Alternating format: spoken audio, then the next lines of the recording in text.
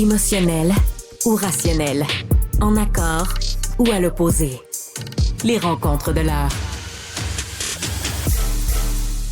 Alors, le Christ voulait chasser les marchands du temple, il l'a fait d'ailleurs. Et Emmanuel Latraverse veut chasser les écrans des écoles.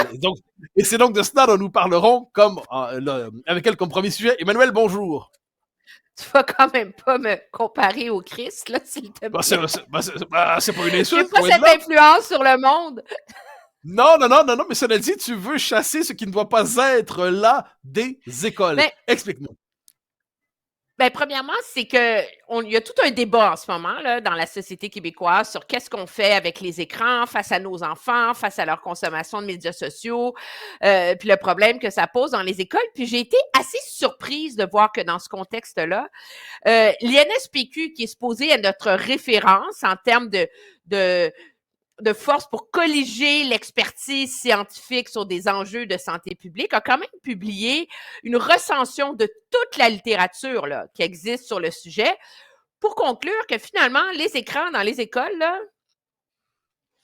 c'est aucun avantage en termes de lecture, d'apprentissage à la lecture, puis c'est même nuisible à terme en termes de prise de notes, etc. Donc, tu sais, l'espèce de mythe, là, les écoles technologiques, on va tout faire sur iPad, ça va être génial. Finalement, là, c'est beaucoup d'argent dépensé qui n'a pas d'avantage concret sur l'apprentissage des élèves. Et pire que ça, parce que les élèves ont accès à des écrans, parce qu'ils sont sur ordinateur toute la journée, la tentation, la capacité de faire du multitâche, donc d'aller sur Snapchat, Facebook, Instagram, non, ils font pas Facebook, Instagram, YouTube, nomme-le, pendant qu'ils sont en classe, et comme décuplé en vérité. Et moi, je suis surprise de voir que dans le contexte actuel, qu'on est dans un contexte où il y a une vraie réflexion au Québec sur les problèmes de comportement dans les écoles, l'ampleur de l'intimidation dans les écoles, et l'ampleur des déficits d'attention dans les écoles et des problèmes d'élèves qui ont des défis, que c'est passé comme une lettre à la poste, cette étude-là, alors que le gouvernement devrait se saisir de ça. Et bon, le titre de ma chronique, c'est « Sortons les écrans des écoles ». Faut au moins, moi, je peux pas croire que le ministre de l'Éducation ne dise pas « Écoutez, c'est sérieux, il faut se saisir de ça ». Je lance une réflexion, je nomme un comité d'experts. D'ici 1 an, on a une politique pour la rentrée 2026. Ouais. C'est comme si on espère que ça va se passer tout seul. Puis la réalité, c'est que ça se fait faire des changements. La Suède l'a fait. Mais ils ont retiré les écrans des écoles, puis ça a des résultats positifs sur les résultats scolaires des élèves. Je te fais une comparaison. J'ai pas besoin de faire des études à la tonne pour savoir que si je mange 12 gâteaux au chocolat et 12 éclairs au caramel et 28 morceaux de fromage par jour pendant 6 mois, je vais engraisser terriblement, OK?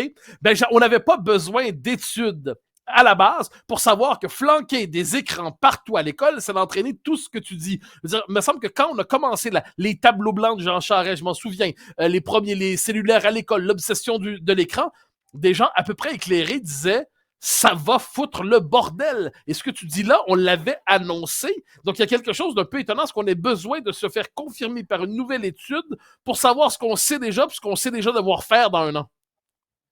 Ben, je pense que l'idée des écrans, c'est que ça allait rendre l'apprentissage plus interactif, plus facile. Je te donne un exemple. Ma fille au secondaire, dans son cours d'histoire, son prof leur faisait des notes. Puis dans les notes, il y avait des vidéos sur lesquelles ils pouvaient cliquer. Quand tu as 13 ans, puis que tu apprends, je sais pas moi, l'homme de Cro-Magnon ou la sédimentation du Nil. Ben là, tu regardes une petite vidéo, documentaire, éducative, c'est beaucoup d'enfants pour qui c'est plus facile. Et donc, on a intégré ça à l'école.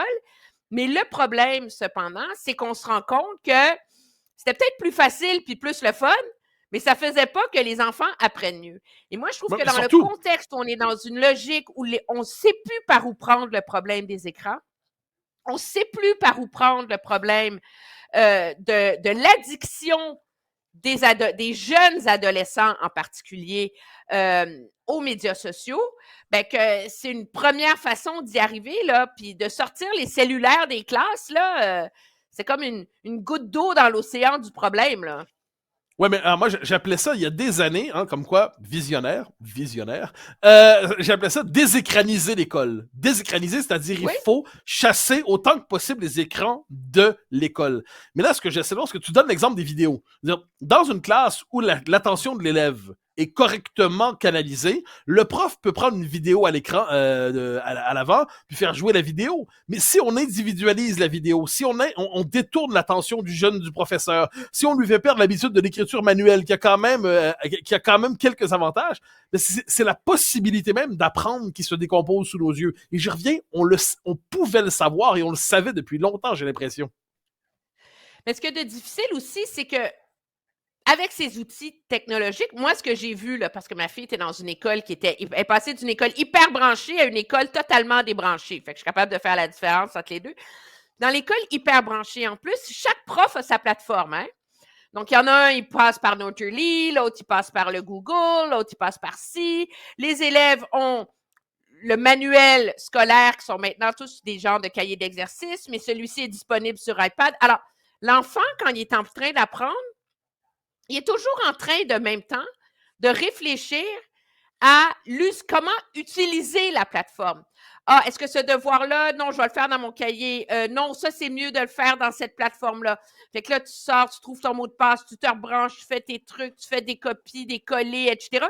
Puis il y a toute une partie de l'activité cérébrale qui doit être concentrée sur l'apprentissage, qui est concentrée, puis c'est fascinant à voir là, quand tu t'assois à côté d'un enfant de secondaire 1 qui fait ça, là, qui est concentré à la gestion de son iPad, puis des 450 applications qu'il y a dedans. Moi, je regarde ça, je me dis, c'est impossible que ça occupe pas une partie importante du cerveau d'un élève de cet âge-là qui n'est pas en train de trouver comment comprendre la pyramide de l'organisation politique d'Athènes, par exemple. T'sais, c'est pas si compliqué que ça, objectivement, là.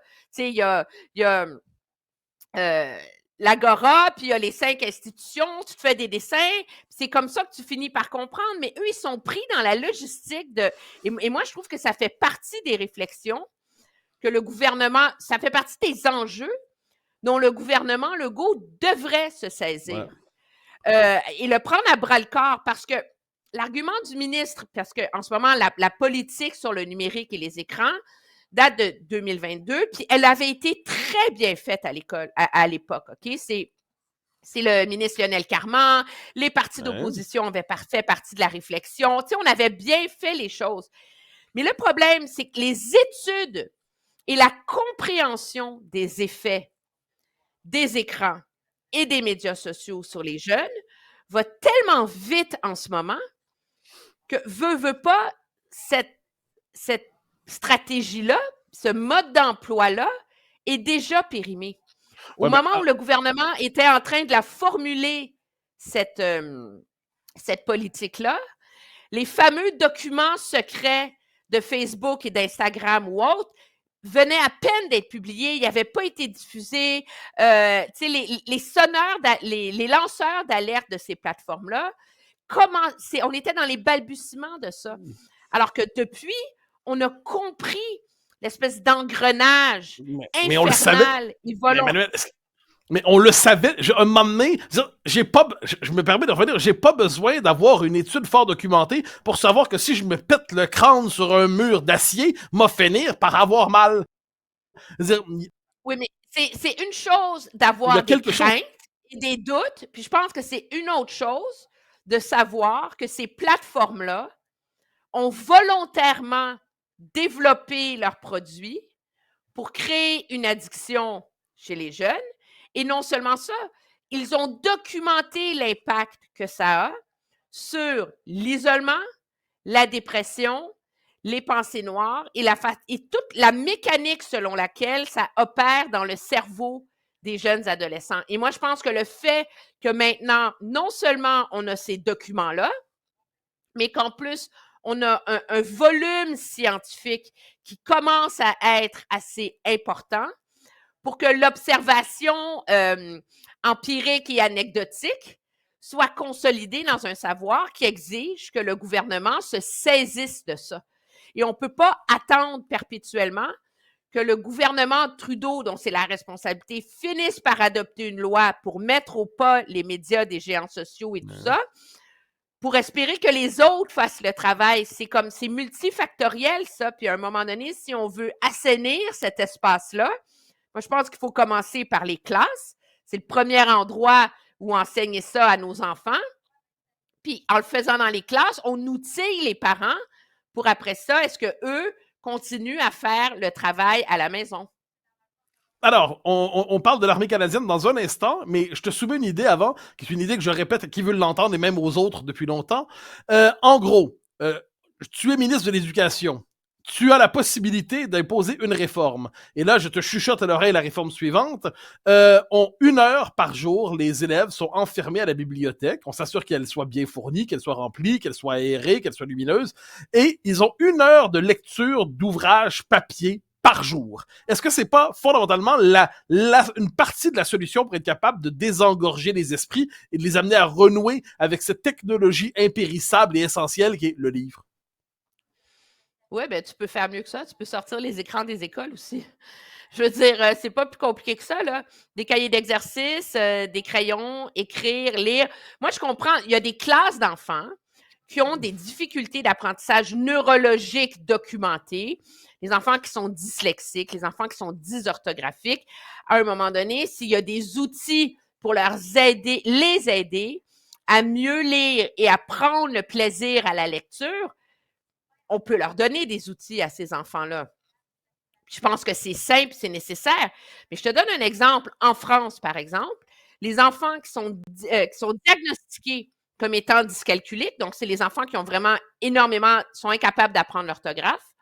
Mais là, tu as 2 choix. Qu'est-ce que tu fais? Tu leur donnes des ordinateurs pour qu'ils écrivent avec des autocorrecteurs, ou tu leur donnes le papier puis le crayon, puis tu leur dis, ben ces enfants-là, c'est comme un handicap en vérité, on ne va pas leur enlever des points pour leur mauvaise orthographe.